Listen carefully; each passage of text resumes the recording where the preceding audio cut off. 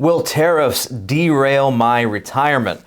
Hey folks, thanks for joining us. Welcome to MasterPlan Retirement's Retirement Roadmap. My name is Evan. With me as always, retirement planner Mark Fricks. There's a lot going on in the news. It's been a pretty bombastic beginning to Trump's presidency thus far. A lot of talk about tariffs across the board, 25%, increasing China's, tariffs on Mexico, tariffs on Canada. We all know that typically the consumers tend to bear the brunt of that weight. Folks who are building up to retirement, who have been saving, who are ready to walk away from a paycheck, they have some serious things to consider here. Well, they do, and the problem is it's ever changing. Every day it's something different, and there's so many different ways to look at it. So just a quick little background here. The federal tax system came into being in 1913. Before then, this entire country was run on tariffs. And so you paid no taxes. And so you just paid it kind of when you bought goods from overseas, right?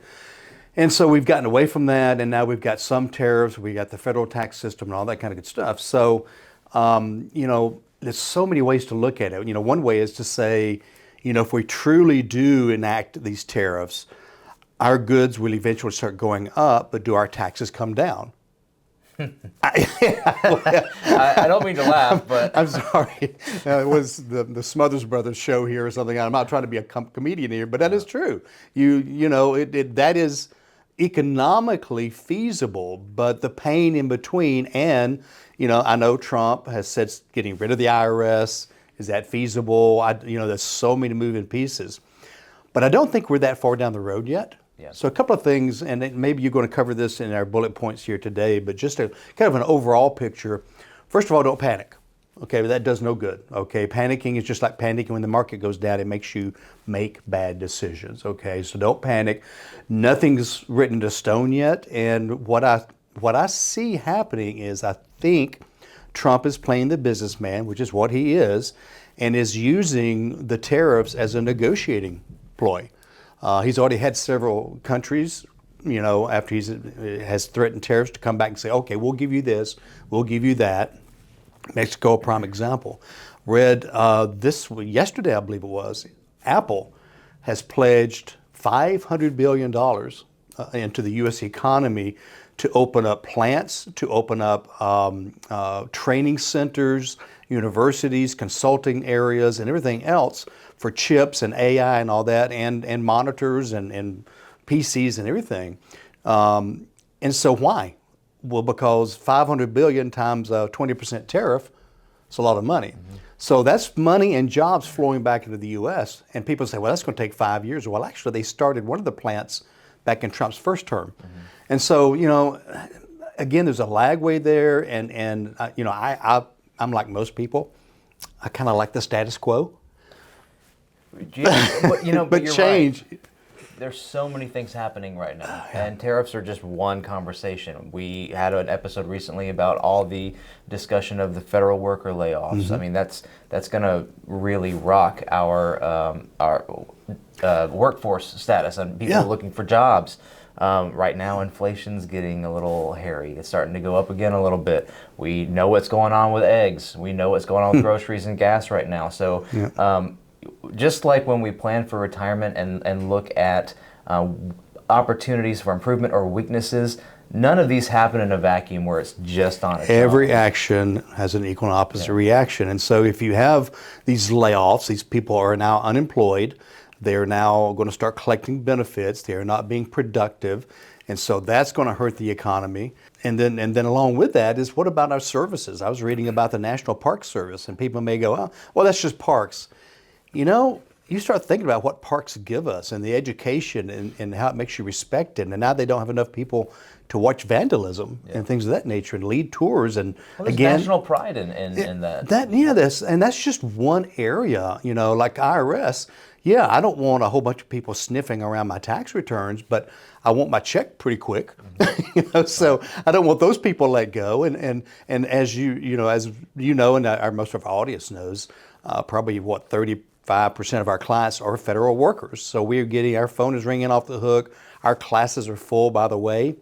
If you're a federal worker, we teach federal classes and we are touching on what's going on and maybe ways you can get, make this work for your retirement. Maybe not. A lot of worried people. I get it. I understand it. I've been in that type of position many years before.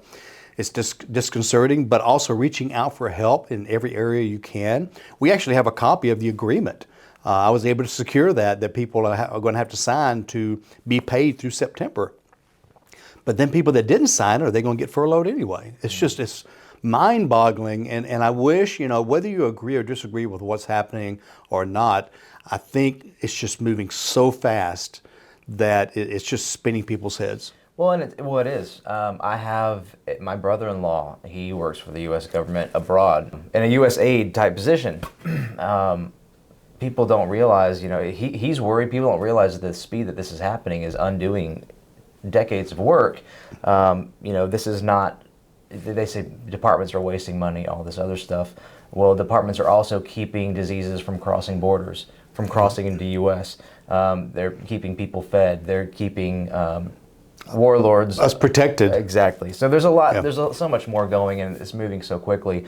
My fear, and again, this isn't retirement planning, but I'm just afraid of the ramifications hitting really quickly because we're not doing it intelligently. It seems. I don't know. Behind the scenes, people than I. Yeah, there's a lot of people talking. Trump and people around him talking, but really, what's going on behind the scenes? Maybe let's say this to get this reaction, but this is what we're really going to do. And so we've seen some of that, but is that all of it? Again, maybe some 3D chess going on. That's right. A whole other board. We'll tell that story another time. But I can see, was it the nuclear department where they let a bunch of people go and then they end up recalling like half of them because they realized the people they let go are the ones watching over our nuclear stockpiles or something. Yeah. I mean, just that it almost feels off the cuff. Shoot from the hip. Ask questions later. Mark this page of people off or something like that. And I don't like that feeling. People don't like that feeling. I understand the goal. I understand cutting costs. I do think we're very wasteful. I also think that the majority of our federal workers are productive. I do too. I think it's just this, like any corporation, right? Like any larger company, there's some that skate along and they can hide underneath the shadows or whatever. So you don't go through just saying, okay, if you've been here 5 years or less, you're gone. You may have just gotten rid of who knows how many thousands of great workers with new, fresher minds. Well, this is going to become a rant podcast before anything else, I think. But you're absolutely right. Like you said earlier, about 35%, I mean, who knows, a third of our client base are federal employees. So we talk to a lot of federal workers, even those who don't end up becoming clients. We're face-to-face with them at seminars, webinars, who just come and decide not to work with us, or they do. Either way, we know their work ethic. We know what they're doing every day. We know the system they're working in is flawed because they complain about what they have to deal with. It's part of what we teach as far as getting their retirement benefits, the process and time that takes, and how that's clunky and inefficient. So really, the inefficiencies are not in the workers. The inefficiencies are in the system that they have to work for and work within. It's the red tape, it's the bureaucracy, it's inefficiencies there. That's what's mind-boggling about the whole thing. You're not fixing the system, you're just removing people out of it. That's not the answer. Yeah, you're not treating what's causing it. Absolutely, just throwing drugs at it. Well, and again, I think this is important to talk about. We won't spend the whole show on this. This is more about what you should be doing with all the things happening. But I had a federal worker tell me yesterday, one of our clients, he said, the solution is not keep your job because you're tenured. Keep your job because you've earned keeping your job. Yeah. And so that just makes sense. Now that's done in many companies, especially union companies. Many times that protects the worker, even if they're not doing a full-time job. Not every union worker, okay? But having this guaranteed, hey, as long as I'm here, I'm good, versus I'm being productive. I think just that shift would help a lot. And again, this was based on one or two federal workers telling me this. This is not me shooting off the hip or I read something somewhere. So I'm not here to solve all these problems. I wish we could. We're going to see what we can do to work around them. Yeah. So back to what are we talking about today? It's basically how to build a retirement contingency plan. There's a lot going on in the world, and there always is, but right now it just is extra fear, extra anxiety around what's going around. So we're just going to talk to what you need to prepare for, the things that you need to set up for yourself, and that really all starts with just an emergency fund, access to liquid cash emergency fund available to you should you need it. We're talking about inflation, rising in prices, things like that. Readily available cash. Yeah, let's make sure that people understand the difference between cash and liquidity. Yeah. So it's important to have cash that you can go to the bank and get it immediately. But under most circumstances, I don't see somebody keeping $100,000 in cash. No. Unless they're needing it next week or whatever. So with each client's different. But how much do we keep in cash, banks, liquid, protected? But how much do we keep also in liquid, but earning something a little bit more? Yeah. So whether it be a money market that maybe is offering a good rate, which those have been pretty good, beginning to come down some. Maybe a very conservative portfolio of bonds that might get us a 3 to 6% return with very little risk, whatever. But it's liquidity as well, and so that is an important part of that. Don't get caught in that comfort level of I've got a lot of money in the bank. Yeah. That's great. Let's do something with it. Yeah. Emergency fund. And people look at 3 to 6 months. It really depends on how comfortable you feel and what kind of purchases that you have coming up, if there were major purchases coming up, things like that. But in general, people say 3 to 6 months of salary. I think that's completely fair and safe. But like Mark said, the second bullet point is don't keep too much in cash. You want to make sure that your money is working for you and your money is making money, even if that is, like you said, a money market or something a little bit more conservative on the active management side. But we really want to make sure that we're making the most of our liquid, non-qualified funds. Yep. And folks that have attended some of our classes, maybe listened to some of our shows that we call The Color of Money. Cash, we color a yellow color. Yellow has a significance. Yellow to me means caution, like a yield light or a caution light or whatever. So it's comfortable to have a lot of money in cash, but you need to be cautious because you're not making anything on it. So just kind of a tie around to hopefully you can go back and listen to a podcast about the color of money. We talk about the color of money in our tax class, or actually in our retirement income class, maximizing retirement income. Check our website, which by the way is MasterPlanRetire.com. A couple of things to look for. First of all, look under events. Events will tell you the classes coming up, okay? They could be a webinar where you can sit in your pajamas and watch it. It could be a face-to-face in different parts around the Southeast, okay? Not just the Atlanta area. That's an important place. So MasterPlanRetire.com under events. The second thing to look for is there's this little greenish button that says schedule a meeting. So you're going to be offered during this episode today the opportunity to chat with one of us, to be able to sit down and take a look at more your feelings, more your questions, your desires, your goals, your fears, right? About retirement, whether you're 10 years away or 10 minutes away, okay? And so that'd be a chat, and then with your permission and with your want and desire, we will then run a series of 6 to 10 reports to see, are those fears real? Should you be afraid of taxes going up? Would it affect your retirement? Should you be concerned about your spouse passing away early? Then you know what to attack. And so MasterPlanRetire.com, schedule a meeting, and also events. And by the way, we have phones here, right? 770-980-9262. Would love to chat with you or schedule a time to meet. Next thing, after you've got your emergency fund available, diversify your portfolio. And I don't mean just go buy a bunch of stocks through your app on Schwab. Work with a financial services professional. Work with someone who has access to multiple portfolios that can accomplish multiple jobs and knows the truth behind diversity. And I also don't mean just diversify within a brokerage or within the stock market. There are other financial vehicles and other assets that you can diversify with as well. Yeah, I think it's important to have growth. Right, and I think Evan, you said it very well. Have depending on how much money you have, 4, 5, 6, 7 different types of portfolios. This one's going to do well in this kind of market. This one's going to do really, really well in this kind of market. We use actively managed portfolios almost entirely, and so our clients will come in and say, I got 3 confirmations of trades they did this month of this stock selling and this stock buying. Well, they're watching the algorithms, they're watching the economy, they're making decisions to do something to avoid those drops and try to make more money.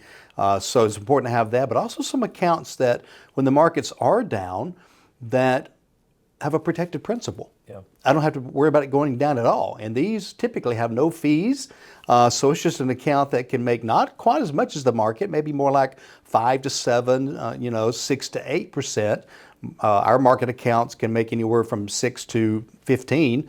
So not as much return, but on those bad years, that money's protected, and it's a great place to take income from as well. So you also want to consider your future healthcare costs. We don't know what they're going to be, but we assume that they're going to be higher than they are now. Long-term care strategy is super important. We are talking about diversifying in different buckets for different jobs, different accounts, different portfolios that do different things. Maybe a couple of those are assigned to long-term care strategy and planning. And future medical expenses, period. Right.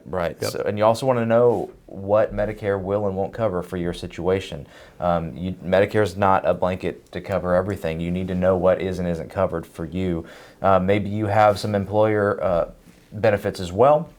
Medicare, it works well with that, who knows, but you really need to find out.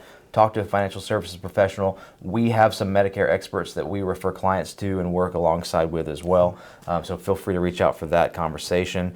Real quick on healthcare. Yeah. I don't know if folks know this, but our average inflation rate over the last 80 years or whatever is like 3 to 4%, really closer to 4%. Healthcare is over 6 to 6.5% inflation. So it's not just that things go up, but healthcare is going up 50% faster. Okay, Right. And so having a plan. Don't just think, hey, we'll work it out. Have a plan. Let's design something that, hey, as this happens, we've got ways of keeping up with that, or keeping track of that, or covering that. Now, I want to run through these really fast because there are a couple of bullet points I want to get to at the end, but we definitely want to create additional retirement income streams to avoid total reliance on Social Security. So if you have a pension like a federal worker or some of the very few remaining from the corporate world, that's a guaranteed income stream. If you've got, you can create guaranteed income streams through your assets. Talk to a financial services professional about that. We don't want to be reliant on Social Security. Also, Social Security was never meant to fully provide for your retirement income. Right. It was meant to be a supplement. So figure out, do you have an income plan? If not, let's figure out where your income's coming from in retirement, how long it's going to last, where are your income gaps, and how do we fill those gaps? And by the way, wouldn't you like to have a contingency plan that if Social Security isn't fixed and the payments drop by 21%, that you got something to fill that gap with? Yeah. Don't depend on others like the government or whatever to solve your problems. And most of our clients have done that. They've saved. They don't want to be dependent on anybody, even their kids or whatever. But have a plan, have a backup plan that, hey, if it does, maybe it drops by 10%. I don't want a 10% pay cut. Mm-hmm. It's certainly not going to go up by 20%. I tell you that right now. And so have a plan, even for those types of things. And being a holistic planner like we are, retirement planner, fiduciaries, we're looking at all of those pieces. What ifs? We love the what ifs. So just wanted to throw that in there. I think that's great. Another point that is becoming more and more of a retirement planning feature, maintaining your health as much as possible may also help keep your assets healthy. Health is wealth. We already talked about how expensive healthcare is becoming. Yeah. Maintain that health. That's the richest you can be is a healthy person and a healthy body. And we talk to people all the time who are in retirement age and older, who are saying, gosh, I wish I had done this or done that. I'm just feeling my age. I wish I had started running earlier or whatever. Yeah, so a great example is, we work with clients that haven't retired yet and kind of transition them through the process of becoming retired and then the rest of their retirement. But some of them make a decision when now they have this more free time to get in shape. They come in and say, I've lost 20 pounds, I'm going and working out 3 times a week. Others you can kind of see deteriorate. And so they're not taking that time to exercise, to eat right or whatever. And so that's a conscious decision you have to make. But think of the years it can add to your life. Think of just feeling better, more energy and all that kind of good stuff too. So I think that is important. Keep those health costs down by taking care of yourself as much as possible. And then, there's also a huge one, which is the B word, and that is budget. gosh, We said we were going to use that word. I on the try show. not to, but reevaluate your budget and your spending. Also for the possibility of inflation, we know things are getting more expensive. Save more, spend less. It's really as simple as that. And if you really have to take an aggressive stance, especially if you're pre-retirement, take an aggressive stance now so you can put more away for retirement. The more you save now, the more robustly you can live in retirement. I've found myself spending money much differently over the last 2 or 3 years. I'm going to more discount groceries, the big box Costco, Sam's kinds of places, buying gas at Sam's or Costco is a whole lot cheaper. Got to wait in line a few minutes, but just the little things, just trying to make my car last a couple of years longer. Not eating out at these more expensive places, just cooking, or whatever it may be. Don't DoorDash. That's like $20 more. Just take a short drive down to Taco Bell or whatever it may be. But I mean, just the little things. And again, not necessarily an official budget. I'm going to track every penny, but at least just look at what are you spending your money on and what kind of cut back on. Yeah, I want to go through a few things now that are currently protected from the government. I don't know how better As much as can be. As much as can be. Okay. But one of the things is compound interest. Okay, the market's going to go up and down. We know that. But when the market drops, as long as you haven't sold, guess what? You have the same amount of holdings as you did when it was up higher.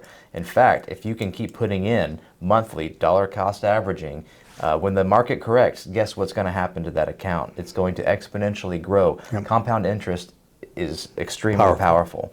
One little caveat: if you're getting close to retirement, you want to be a little bit more careful with how you're invested because you can't really afford that big drop. That's where you really need to be working with somebody that understands retirement and how to properly position so that you can still get growth, but 2 years away from retirement, you don't want a 35% drop. So be careful with that as well.